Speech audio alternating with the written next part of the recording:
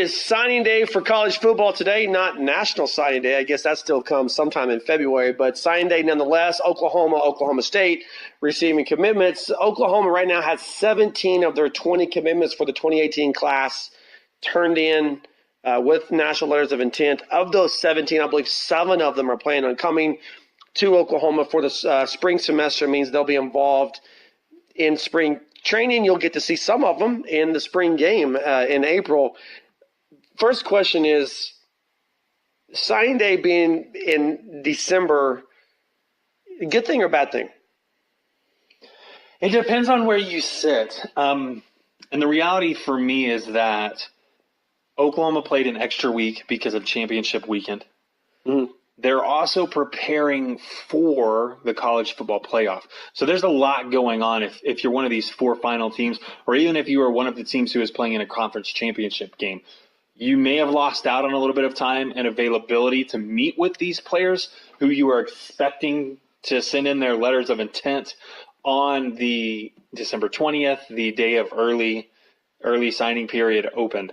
Needless to say, the flip side of it is you kind of know where you're at recruiting-wise. Right. And you have to wonder, though, with the early signing period, you've already mentioned Oklahoma has 20 commits, 17 of them signed today. What does that mean for the remaining 3? For sure. Are they holdouts, or are they guys who may open up their recruitment? But it's not just Oklahoma. That's across the nation, is you do have to wonder where some of these big-name prospects who haven't signed or still have yet to commit, where they stand, and eventually you have to wonder where they'll fall. Well, and that's where, I mean, I think that's what's going to get exploited here. Here's what happened is, there's a great illustration of why we have this. Last year, Oklahoma State, I can't remember the kid's name, but Oklahoma State had a kid committed to them to play quarterback until January. And then mid-January, kid flips and decides he's going to Texas A&M, which hindsight was a bad choice because, I guess you have Bud Foster now. Not Bud Foster.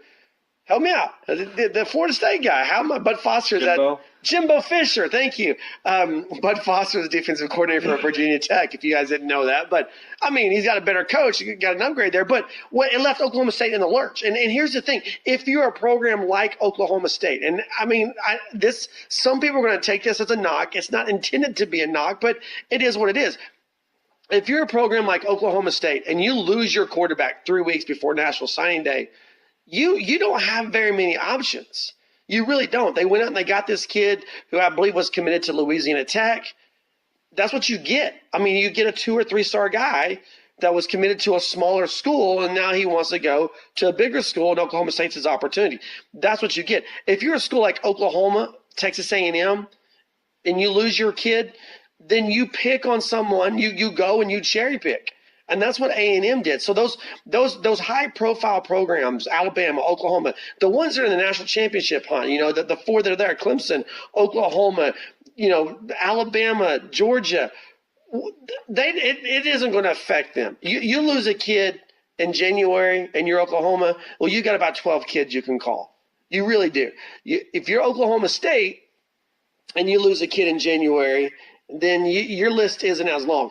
And so because of situations like that, I see that this early signing thing being a benefit. It's Oklahoma's still going to get who they want. Now Oklahoma State has a better chance if they're not going to get a kid to flip in January because they can get him to sign in December. But here's where this is going to change, in my opinion. Those high-profile programs have always been able to find an advantage. The thought was this would kind of reset the table. Well, really what's going to do is you're a program like Oklahoma, you've got 17 out of 20 that are in. Now you go and those 3 kids that haven't turned in, you find out why are you not in? Why are you not committed? And I guarantee the phone is ringing right now across the nation to a whole list of recruits and saying, hey, we thought we had so-and-so in the mix. It's signing day. He's not in. If you can send us a letter of intent, this scholarship is yours. That pressure, like, for example, remember Mac Brown? How Mac Brown used to always push in July for that early. The July going into your junior year, as soon as you're eligible to commit, we want your commitment. We're offering you. Here it is on the table. It's now or never. And we used to talk about how that was hurting recruiting because these kids would commit because they felt the pressure, but then they see the situation at Texas and then they go somewhere else and they kind of left Texas in a lurch. You're just going to see that across the board. I believe the high profile programs are going to push for as close to 100%, you're in on December 20th or you're out, I think that's what it was going to, and so what it's going to do is it's still going to leave a program like Oklahoma State in the lurch, but they got a longer window now to try to recover where Oklahoma's still going to get their guys. Like I said, those three they're not in, they're calling them to find out why are you not in. And if there's not a good reason for you not to be in, then the scholarship offers are going out somewhere else. I mean, do you agree or disagree? I do agree wholeheartedly.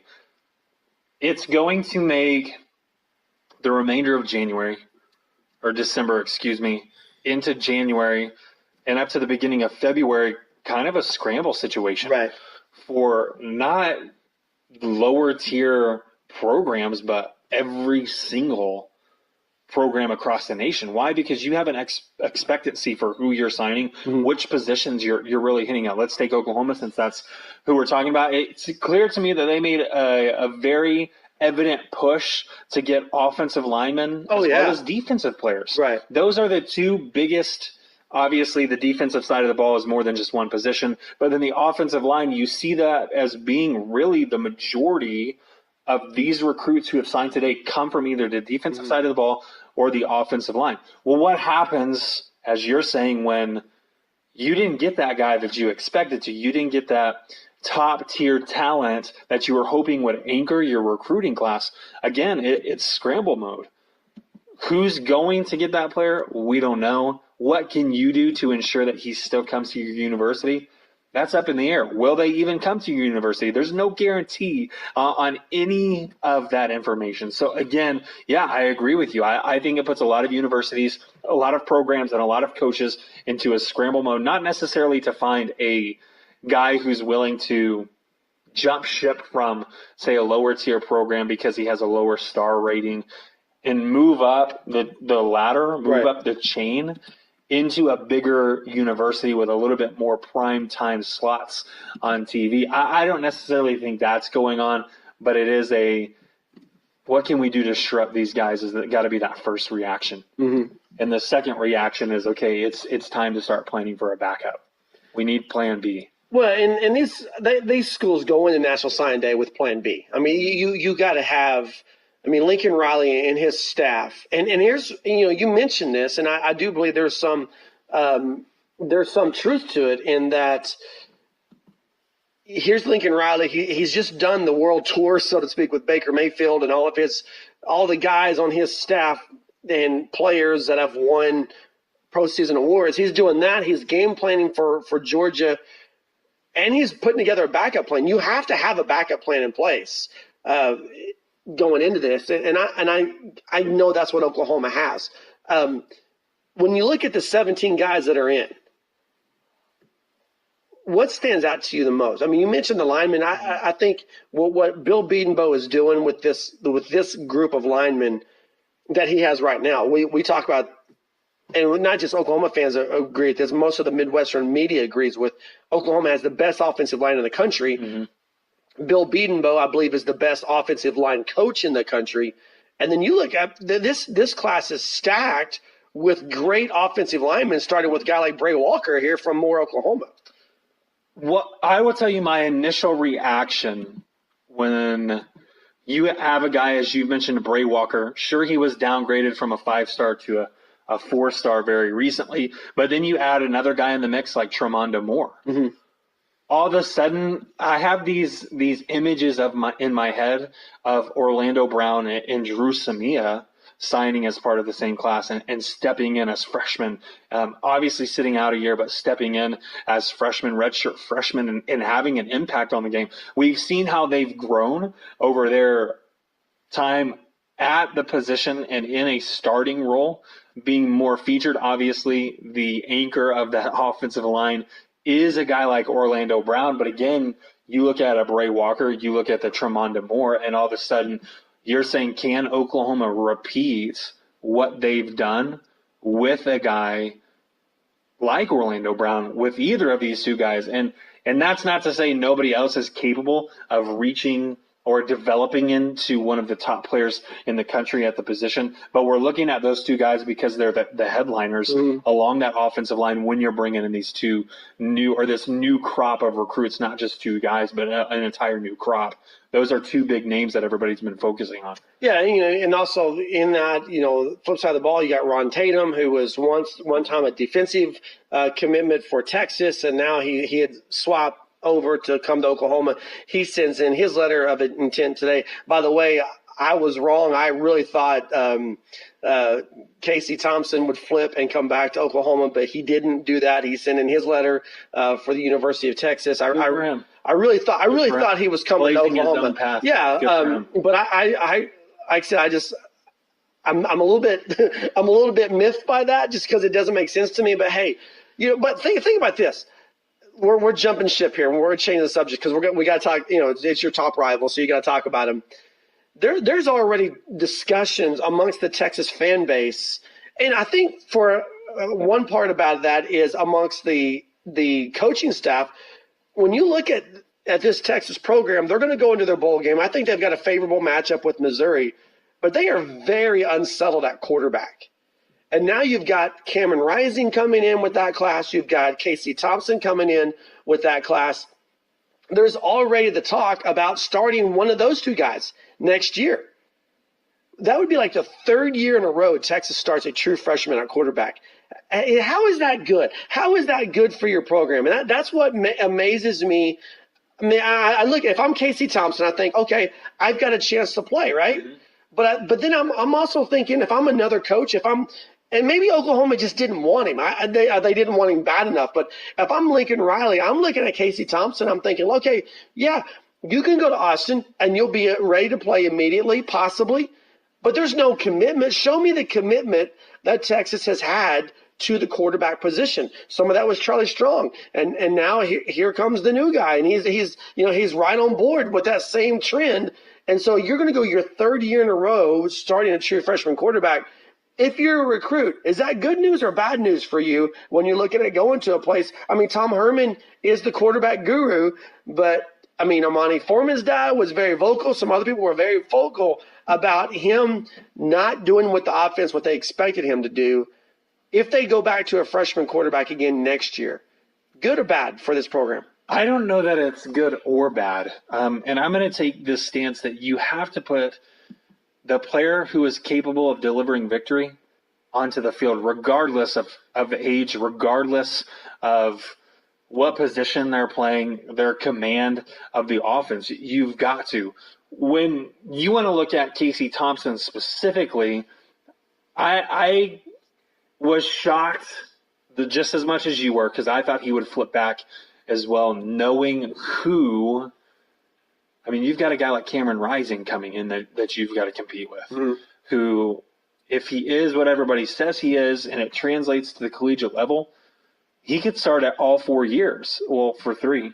He'd start for 3 years at the University of Texas, which means you're going to be playing backup, waiting maybe for a junior and senior season as a redshirt.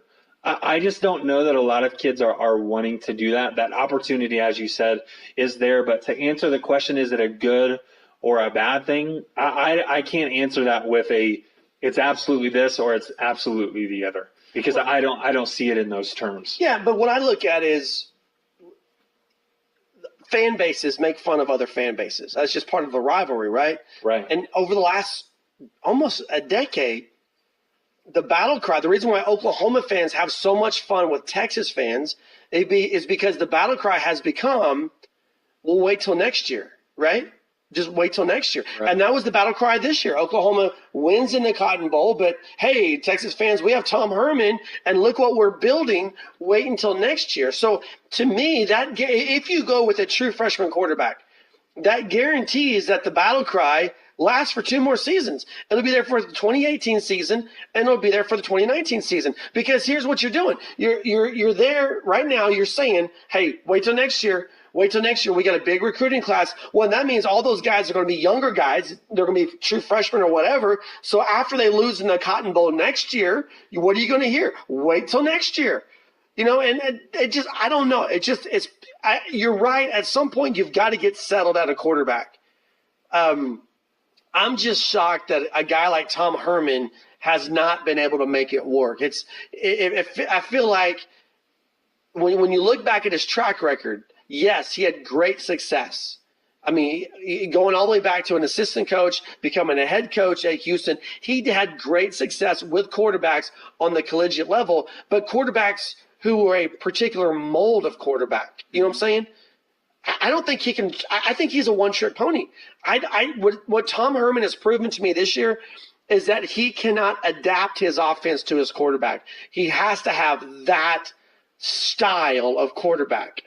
And I feel like Ellinger, he's out, man. I really do. If Kevin Rising comes in or Casey Thompson comes in and they're able to show through the fall that they have a grasp, even a small grasp of vertical passing, then that means a guy like Ellinger's done. I agree. And the biggest staple for a guy like Ellinger is that he has the competitive nature that you want in a quarterback. And when you see a quarterback going into battle and kind of leading that charge, what does it do for the offense? Well, obviously, not only the offense, but the rest of the team as well. It's going to energize the team. I think that has been what allowed him to step in as the quarterback, but he's never been the most talented guy on that roster. No, but that's what I'm getting at is that Tom Herman's he was not able to adjust. He had good talent at running back, really good talent at running back. And so I'm thinking if a multidimensional coach sees the talents at running back and not in the passing game,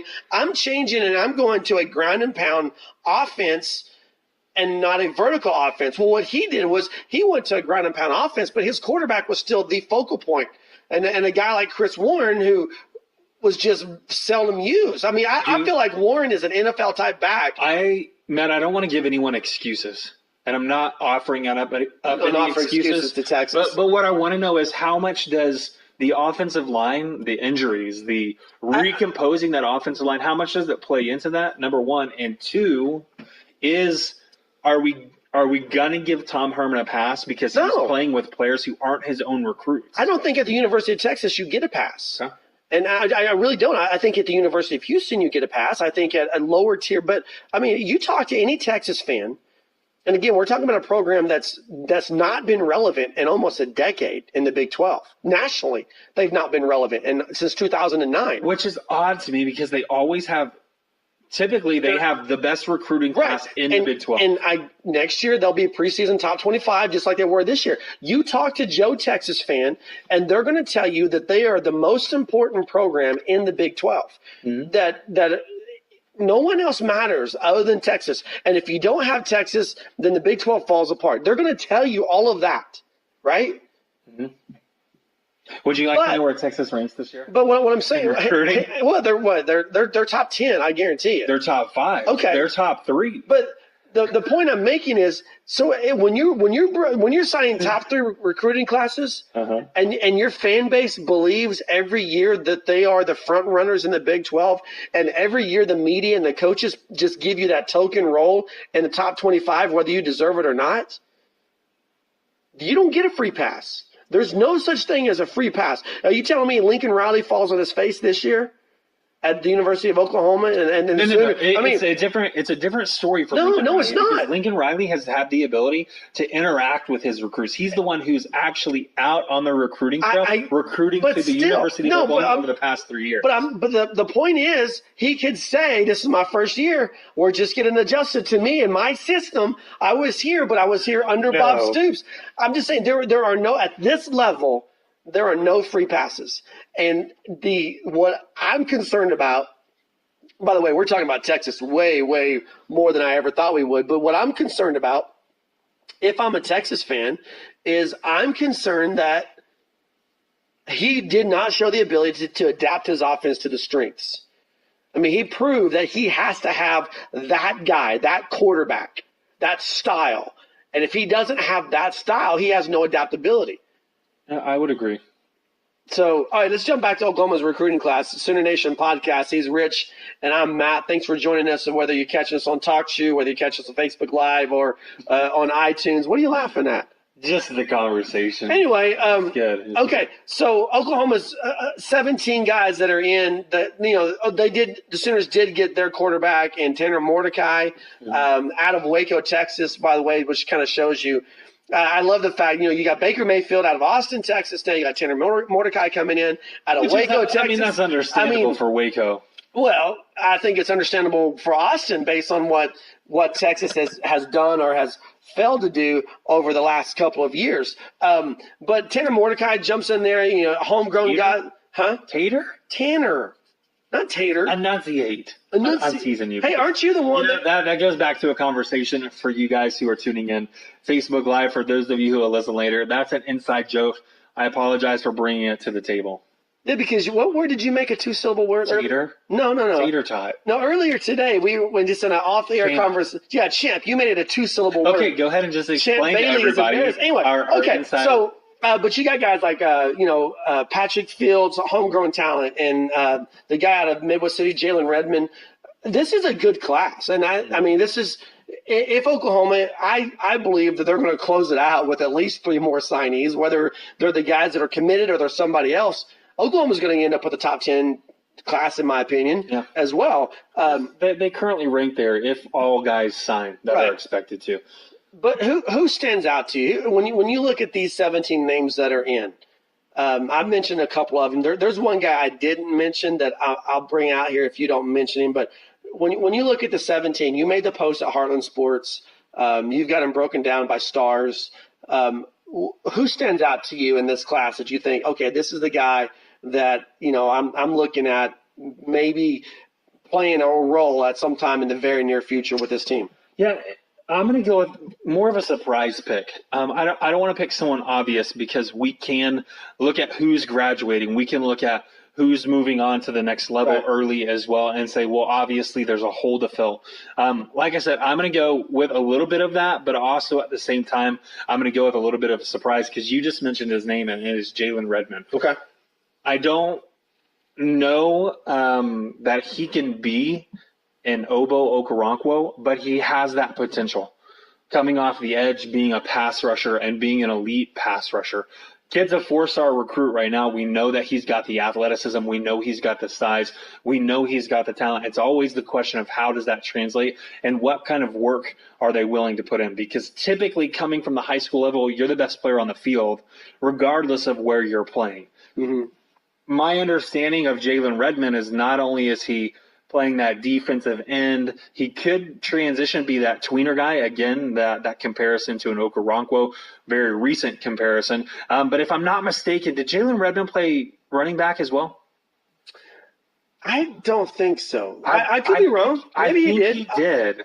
I thought he was a tight end type position. I'm not going to expand upon that because I think he went between both of those. But when I'm looking at a guy who can have a big impact, a guy who can make a name for himself at the University of Oklahoma almost immediately, I am looking towards a surprise candidate in a guy like Jalen Redmond. And it's because of those reasons that I've mentioned. Obviously, there is that hole or that void that someone will have to fill eventually, and I think that is a Jalen Redmond. I mean, he's a candidate to be a guy who steps in. If he does play running back, what I was going to say was I was extremely impressed by the fact that when these high school players are playing both sides of the ball to continuously be productive, not only playing basically every snap on the defensive side, but then to step in and be a workhorse. Again, that's predicated on him being a running back. I don't have him pulled up in front of me. I was depending on you for that.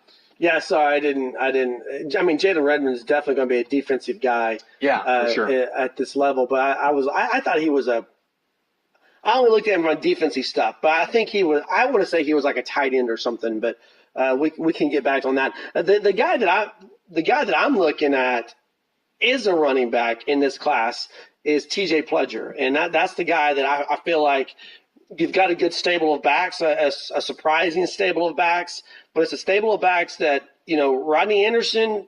Is he one and done after? I mean, not one and done, but is he going to be gone after next year? You look at those guys. Is someone going to transfer out? Anytime you have a strong stable of running backs, something happens. Guys either leave early or guys transfer. And I think TJ Pledger, he's not the big size back. He's 5'9", 190, but he's that all-around guy. ESPN and Rivals had him as the number 5 running back in the country, 4-star recruit. I just feel like that, Clemson wanted him, Georgia wanted him, Ohio State wanted him, and when those type of schools want you, that means there's something special about you. And I think TJ Pledger has the ability to come in, maybe not immediately as a freshman next year, but take a red shirt, but continue that tradition of strong running backs and part of that next wave that I believe is going to come in 2019. I think you're going to see a shakeup after next season with Oklahoma's running backs. I don't know how much of a shakeup, but I think it's enough where a guy like TJ Pledger can come in 2019 after having a year of strength and conditioning and getting ready, that you see this guy really make a difference on the field beginning what would be his redshirt freshman year. So he's a guy that when I look at this class, that I just think, well, yeah, I think he's going to be there. What do you think of the guys that are not here? Do you expect any of them to not show up, or what are your thoughts there? This is me just going out on a limb without really any information. What Oklahoma has is one wide receiver commit. When you look at what Oklahoma currently has playing on the field, right, and how young they are, I don't see a lot of spots. I don't see a lot of opportunities available. So I could see a guy like Trae Johnson not signing with Oklahoma, but instead reopening his recruitment as of today and looking for a place where he can not necessarily get on immediately, but at least get some playing time, some experience, and then build upon that going into a second year as a sophomore. I'm not saying that he won't sign with Oklahoma, but I'm also not saying that he will sign. Of course, these 3 guys are up in the air at this point in time. I don't see any way, in my opinion, that a guy like Jordan Austin doesn't sign with the premium that Oklahoma has put on defensive guys. He's a safety, 6'1" safety, number 50 ranked at the position in the country. I see him as being a likely signee when it all comes down and we're past February. His name should be on that list. And I don't really know much about Tavion Thomas. So number 16 running back in the country, 6'2". He's got the size. He's got the ability. Does looking at Oklahoma's roster scare him? Yeah, and especially when we mentioned TJ Pledger, who's coming in on this class.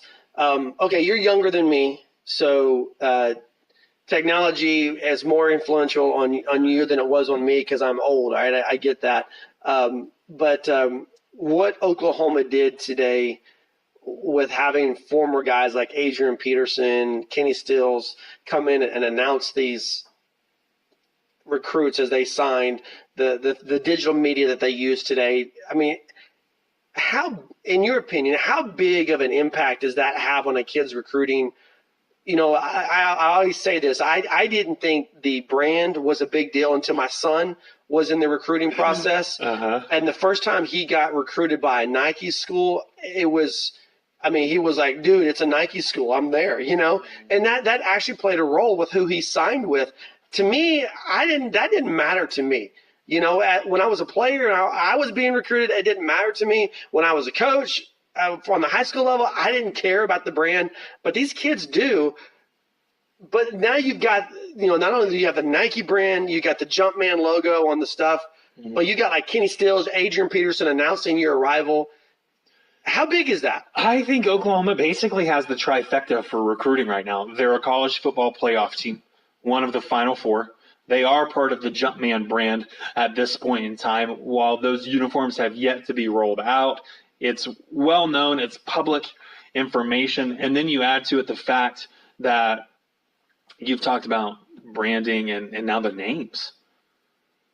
How cool is it that a future NFL Hall of Famer is announcing you? Right. Yeah. It's not an everyday event. I'm not walking down the street and someone's saying, yeah, so-and-so is here to announce that Rich DeCray is walking into Crest. No, that doesn't happen for me. Don't they do that when you go to the grocery store? Because I think they hide the candy. That's the manager. Oh, okay. They announced the manager is coming in. Needless to say, I feel like Oklahoma's got that perfect storm. Doesn't make a big difference. I think it makes as big of a difference as uniform combinations do. And that's saying that there is weight to it, but ultimately your goal is to not play for a college, it's to play in the NFL. Right. So you are weighing, as a recruit, you're weighing who can get you to that next level, where can you have an immediate impact, and where can you be developed. Mm-hmm. But of course, if two teams are basically in a tie on the pros and cons list, then it absolutely, in my opinion, comes down to those things. Uniform combinations, branding, former players. Who are the endorsements coming from? Because if I'm a recruit, that's what I'm asking. Those are the questions I'm asking. So, yeah, does it have an impact? Absolutely. Is it the number one impact? It shouldn't be. If it is, just a word to the wise for anyone who's in the recruiting realm and is being recruited. Don't let someone announcing you be the number one reason you pick a school. Well, and that's what I'm saying. To me, I always looked at the X's and O's of the situation, the winning tradition of the situation, and really how they're set up at my position. Those are all things I wanted to know more than what logo was on the brand. But like my son still wears, I mean, his playing days are long over, but he still wears his Nike jumpsuit and all that stuff. He's very proud of it, and he earned it. You know, he earned the ability to wear that and so forth. I don't know. I'm different generation, okay, different era. It definitely means a lot more now than what it did a long time ago in a galaxy far, far away. Ken Gaskell on Facebook answers the Jalen Redmond question for us. He says his huddle page lists him as an outside linebacker and a defensive end. Doesn't list him anything else on the other side of the ball. So there we go. There we have it. Maybe in a JV game or in scrap time at one point he got to play on the offensive side of the ball. I don't know, but thanks, Ken, for helping us out with that situation. All right, let's transition away from recruiting and go into a little bit of on bowl talk. It's not a big surprise to anybody that's been keeping up with this football program to know that Matt Romar will not be available for the Rose Bowl. Other than that, it seems like this team's going to be relatively healthy. And you saw them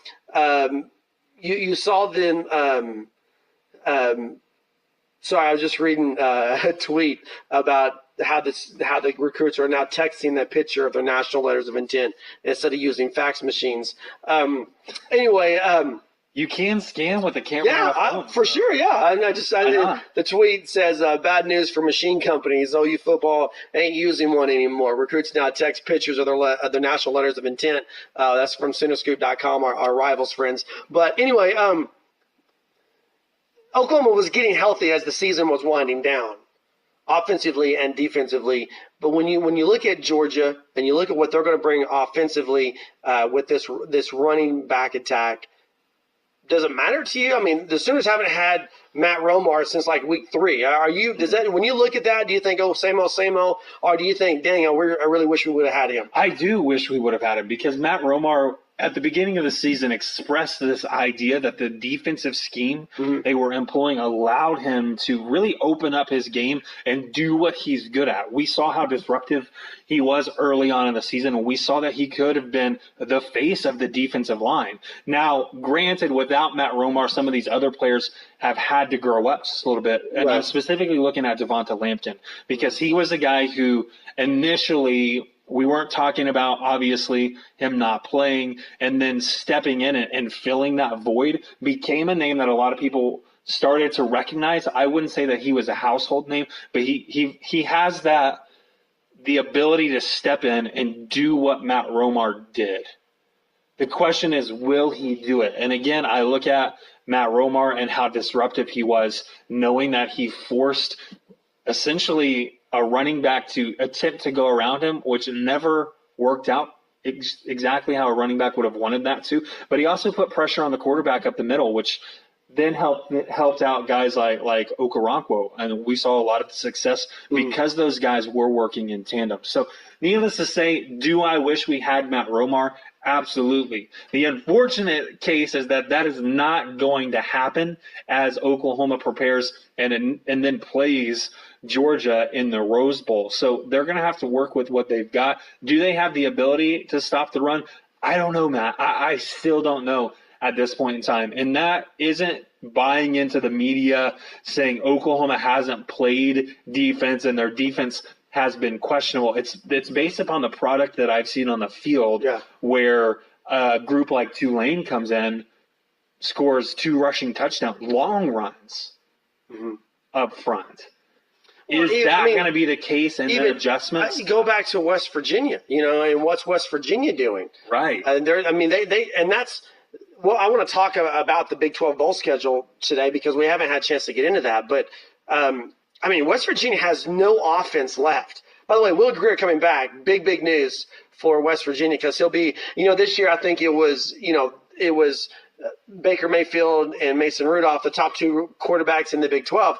I think next year Will Greer takes that one of those spots, and if Kyler Murray's there, I think Kyler Murray slides into that spot as well. But big news for West Virginia to get Will Greer back next season, but you don't have him for the bowl game. And West Virginia virtually has no offense. And Crawford said he's not playing in the bowl game, but when they came into Norman, you knew they were going to run.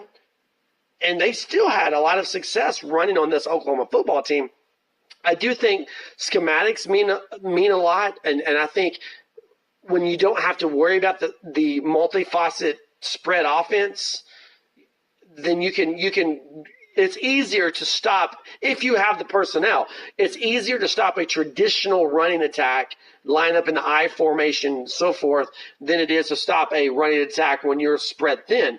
I don't expect Georgia to try to spread Oklahoma thin. Yeah. And I think, and I've said this before, I think it goes back to a lot of similarities between this game and the Ohio State game. Here's what I want to say as well, is everyone is so focused on Oklahoma's defense that I feel the bigger question is, how is Georgia going to stop Oklahoma's offense? Right. And all of the conversation that I've seen play out, all the articles have been predicated on one idea, and that's getting pressure on Baker Mayfield. Teams can do that, but they're going up against still, for me, arguably the best offensive line in the country. Right. Needless to say, you put those two, the scrambling ability, the ability to escape tackles, and then that offensive line around Baker Mayfield, you're saying you got to put pressure on him? He's better on the run. When he's moving, when he's scrambling, he's still making accurate throws. So just because you get pressure, again, I'm saying nobody wants to focus on this Georgia secondary. It's an idea that has been brought up, but it is not the focus of the conversation. When will people begin to say, okay, Oklahoma's offense is pretty legit? They lead the third quarter of the Rose Bowl is when they're going to start talking about that. And you've got to ask the question of, we're talking about Oklahoma being susceptible to the run. Georgia's susceptible to the pass. So when they face the Heisman-winning quarterback with some of the top receivers in the country, what's going to happen? Well, and how do they stop it? And like I said, no one's asking that question.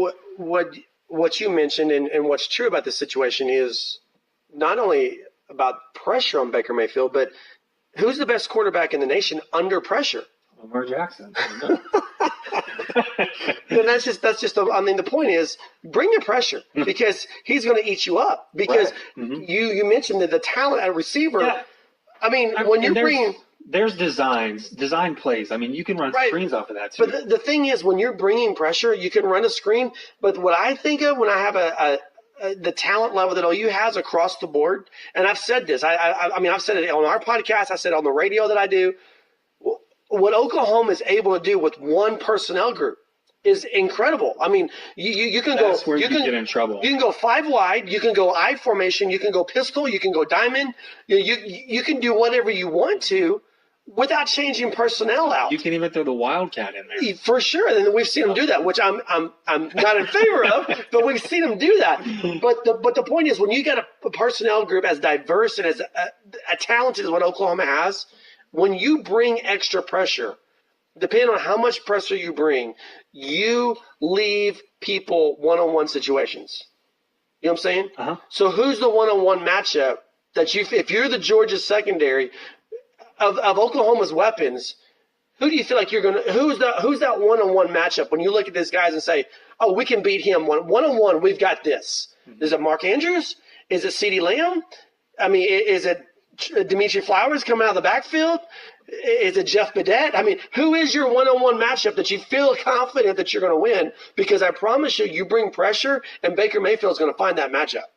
And you're right with what you're saying, but the reality is this media cycle is still so pro SEC that you've got to find the story, and the SEC is the story, and the top defense is in the SEC against Oklahoma Heisman. They're not saying the top offense in the nation. They're saying the top defense in the nation versus the Heisman Trophy winner. Mm-hmm. Well, the Heisman Trophy winner, Baker Mayfield's really, really good, but he's not the only guy on this team. And he's always given credit to the surrounding cast. Yeah, he has, but no one else around him. I know.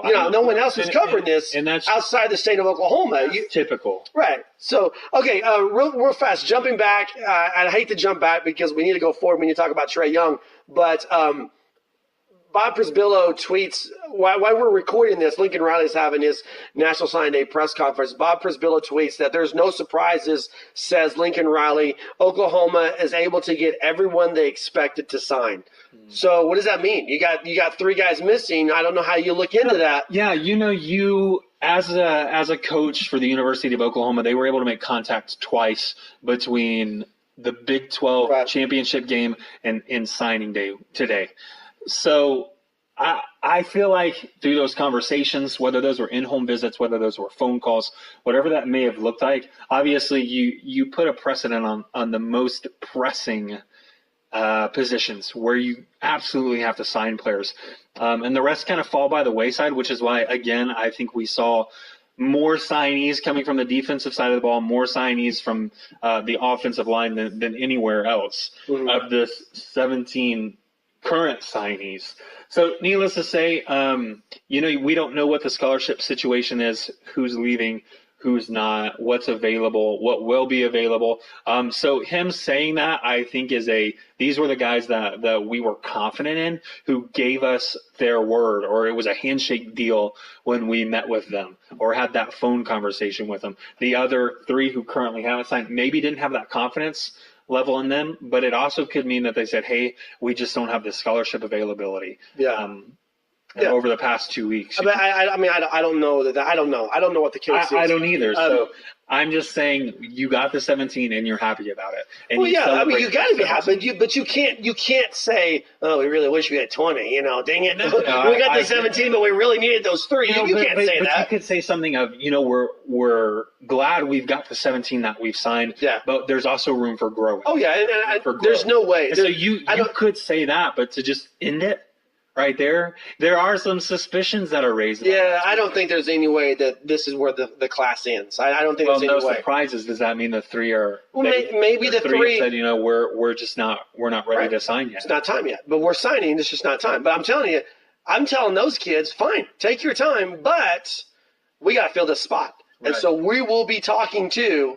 Mm-hmm. And you, that's the message I'm sending.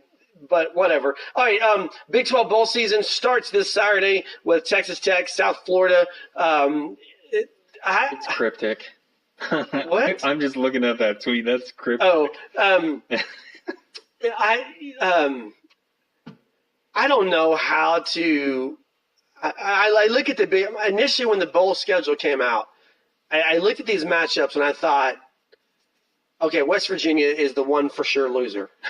That's my thought. West Virginia, they're going to lose to Utah, not because Utah is better, but West Virginia has no offense.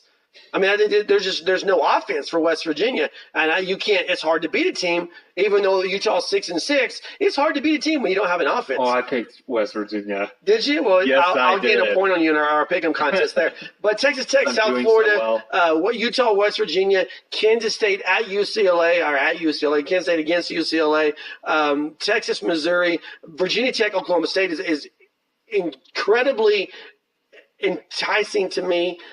Stanford, TCU, I like that matchup as well. Iowa State, Memphis. I mean, there's and then Oklahoma, Georgia, obviously on January 1st rounds out what the Big 12 is doing in the bowl season. Is there? Do you have like when you look at these matchups? Do you feel like there's one matchup where you say, "Yep, they're the losers and they're the winners"?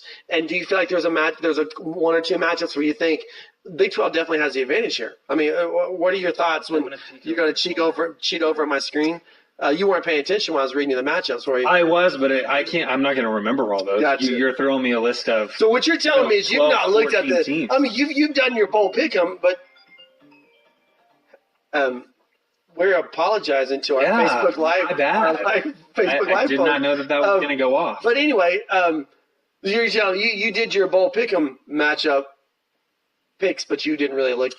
I'm just saying, I'm having a lot of confidence. I'm just gaining a lot of confidence. Let me tell you how this went. There are 40 games. Like 42, I think. Something like that. Ridiculous. There's a button at the top that says pick favorites. Oh, man. So I load up the page. I click. There's money on the line here, dude. I picked the favorites. Then I went through and I said, okay, these are obvious mismatches to me. And I switched them around. But with the games that you're mentioning here, I feel like the competitiveness that Texas brings, they're not a favorite. I feel like they've got a chance to win. I could flip a coin on that one. It's not a clear-cut decision for me. But when it comes to a team like West Virginia and Utah, I still feel like West Virginia is a clear-cut winner. Why? Because they bring an unorthodox defense. And I think if they can create turnovers, they can run out the clock before Utah has enough time to score points. Needless to say, but they've got to score points themselves. Are you counting on defensive scores in that game? You can tell I put a lot of research into picking these teams. Zero research. So I'm giving you that and leaving it there. That concludes the bowl preview portion of our podcast because one of us is not ready for that. Let's talk. There are bowl games happening? Saturday, man. It starts Saturday. Yeah. Just leave that bowl pick'em contest alone. Don't worry about that. Now it's me getting phone calls. Man. All right, we've got to talk. Wouldn't it odd if it was the same person? We've got to talk Trae Young. I initially thought coming in, as recently as Tuesday when I did Fox Radio, I thought Trae Young, there's a good chance OU gets this kid for 2 years. I said there's a greater than 50, as recently as Tuesday, I said there's a greater than 50% chance that OU has him for 2 years. I'm down to 25% now, 2 days later. Mm-hmm. We're recording this on Wednesday, December 20th. It'll go live tonight or it'll go live Thursday. I'm down. I mean, I really am. I'm down. I've cut that in half, down to 25% chance he stays. And the only reason I think he would stay is number one, he's from Norman. He loves the University of Oklahoma. He's enjoying being the big man on campus. And number two, to get his body ready for the NBA. I know there's a lot of Steph Curry comparisons, but guess what? I don't like him. Steph Curry's not playing right now because he's injured. I think there are things that 2 years of college and college strength and conditioning can do for your body to get you ready. Those are the only two. I mean, the guy's going to be a lottery pick unless he hits the wall. And there's a chance. I mean, he's a true freshman. There's a chance midway through Big 12 conference play, this kid just hits that wall.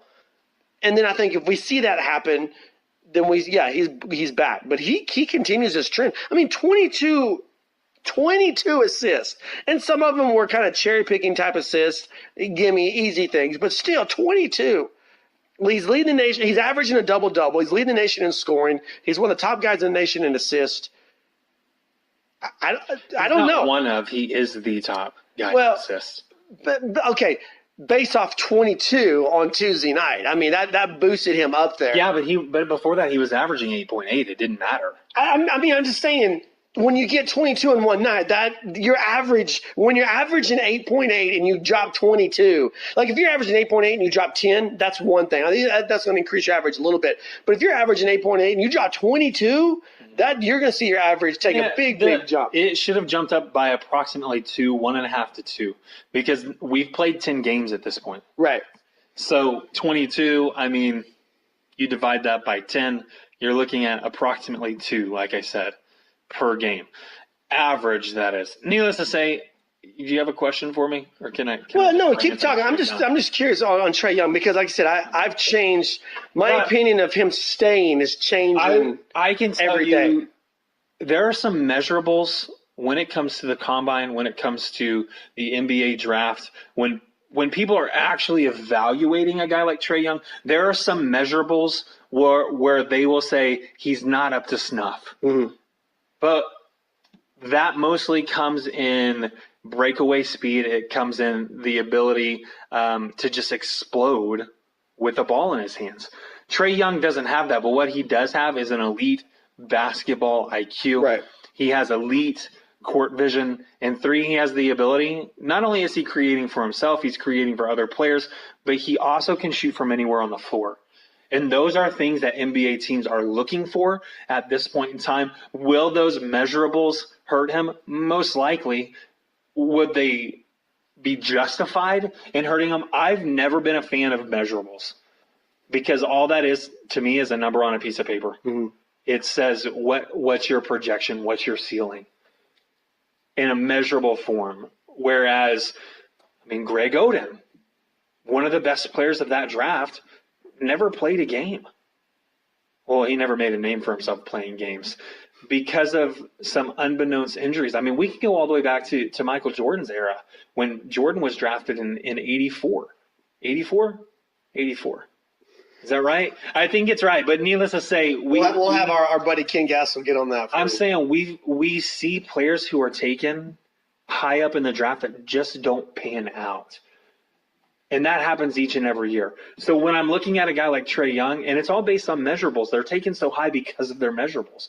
When I'm looking at a guy like Trae Young who may not have all the measurables that you want as a guy who's essentially telling a team, this is who we're going to pick, what it comes down to for me is Trae Young's IQ, his ability to do things that no other player is doing. I think he's an underrated ball handler. I think he's an underrated shooter, which is surprising at this point in time because the only thing people talk about is his release. They don't talk about all the other mechanics that go into that. For him to actually, whether he's off balance, whether his feet are under him, the ability to score and score consistently is something I think more people should be talking about. So needless to say, Trae Young, absolute transcendent player, once in a generation type player, but his progress people are attributing to Lon Kruger, and I can't disagree with it. No, I agree. You and I both have spent time with Coach Kruger, and we know what he. And you look at a guy like Buddy Hield, and you saw his progression in 4 years. Trae Young definitely better than Buddy Hield as a freshman. Mm-hmm. Best freshman at Oklahoma since when? Ever. Mm-hmm. Ever. I wouldn't put Blake Griffin in that conversation. So the only player that I can think of that would even draw a comparison is Wayman Tisdale.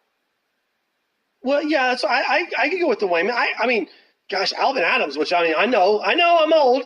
I'm just thinking, to me, to be best ever, he's got to do a couple of things. Mm-hmm. He's got to beat Kansas in Lawrence, and he's got to win the Big 12 championship for me to say best ever. Okay.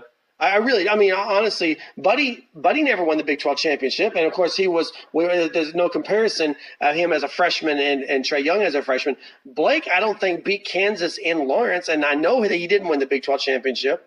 So there are things out there that are certainly achievable for him. I think there's the potential to be the best ever, but 10 games in just collegiate career, I'm not willing to say best ever. The potential for me to back off of that is there, but I can't at this point. See, to me, it's the Baker Mayfield argument, because Craig is really ready to say Baker's the best quarterback ever to play for the University of Oklahoma. Well, I've been watching OU football longer than 20 years. Well, he's been watching for about 15 of his 21. Best quarterback. Okay, statistically, so was Landry Jones until 2 years ago. But I'm saying there are things that I believe Baker can do to solidify that belief. I'm just not ready to go there yet. If you want me to say one of the best, no problem at all. Same thing with Trae Young. One of the best. You're just saying freshman. Yeah, but I'm saying You're not saying player to but ever grace I'm the saying court. it's the same argument. I feel like he has the opportunity to be the best freshman. Right now, I'm saying he's one of the best. I don't know. We'll see how the season pans out. I don't know if he's going to be better than Blake Griffin. In his 1 year, he's got to get a win at Fall Allen and then win the Big 12 regular season or tournament. Either one. Okay. I mean, I really feel like if he does those, no, it is hands down. And I mean, I'm just saying. Trae Young dropped 29 points on a number 3 I get team. that. I get that. That's great. Do they deserve to be number 3? That's still yet to be seen. I get all of that. The argument is there. I'm just not ready to jump on board with it just yet to go all the way with that. In time, I might be able to, but I'm just not ready there. I really feel like, yeah, you beat Kansas in Lawrence, you win the Big 12, and yes, there's no other way around it. I want to look at that's just extremely difficult to do. Well, but if you're going to be the best ever, I mean, you don't get called the best ever because it was easy. Why? Let me ask you this: why are those your requirements? Well, what do you think what do you think? What should be the requirements for the best ever? Because you just said you're not a big stats profile guy. So what does he need to do to be the best ever in your mind? One is you obviously have to make the players around you better. 2 is, he does that. Yeah. That has to be evident in the product on the court. And yes, that translates to wins. But at the same time is to quantify it and to say, okay, we're just going to compare stats. I don't think that's fair because you're comparing players who don't play the same position now. So how are those stats really comparable? If a guy like Wayman Tisdale averaged 10 rebounds over his career, I mean, do you translate those and say, well, Trae Young's averaging close to 10 assists? Right. I mean, are those translatable stats? I don't think so because they affect the game in different ways. So needless to say, yeah, I'm not a big proponent of saying stats or measurables are the way to go. And so when I'm looking at it, Trae Young, yeah, he makes the players around him better, but I also think he has the ability to be one of the best shooters in all of college basketball. And that's not just for this year. That's in history. And so when we look at being one of the better shooters, making players around you, the ability to also – I don't want to put him in the same category as a guy like Magic Johnson who completely changed the way people played the game. Because of the way he passed the ball and in his size. I don't want to put him in the same category as a guy like Pete Maravich either. Another guy who changed the way. You know what the reality is, though? I feel like with all the comparisons to Trae Young, I think Pete Maravich fits the most. People are comparing him to Steph Curry. I feel like he's better than Steph Curry was as a freshman at Davidson. What does he do? The guy can, like you said, he can score from anywhere on the floor. And he is a master. I mean, his court vision is unbelievable, and he is a master at dropping the dimes and the dishing out the assist. Who does he compare to? Pete Maravich. Pete Maravich could score from anywhere he wanted to, and Pete Maravich could pass the ball like none other. I think the Pete Maravich comparison is a lot more of a realistic comparison than anybody else we've heard him compared to. So to answer your question, the ultimate kind of measuring stick is a player changing the way that the game is played, changing the culture. And I think you could say that about a guy like Blake Griffin. I think you could say that about a Wayman Tisdale. I also think you can say that about Trae Young. It's not necessarily objective in statement. It's always going to be based in opinion. And so I'm still on the boat of Trae Young being the best freshman to ever play at Oklahoma. You're not ready to jump in and start rowing that boat down the river with me. I'm just not, and we'll get there. I mean, honestly, time will tell. Wayman Tisdale was an All-American as a freshman. I think he's on his way to being an All-American. He's on his way to being the National Player of the Year. Maybe. I mean, we're 10 games in. We are, but that's the thing. We're 10 games in. And we haven't even started conference play yet. I get that, and what we have to say, 10 games. The Big 12 is going to be an extremely difficult conference this year. I've gone on record twice now saying that the Big 12 can legitimately have 100% of the conference playing in the postseason this year? How many times has yes. No way.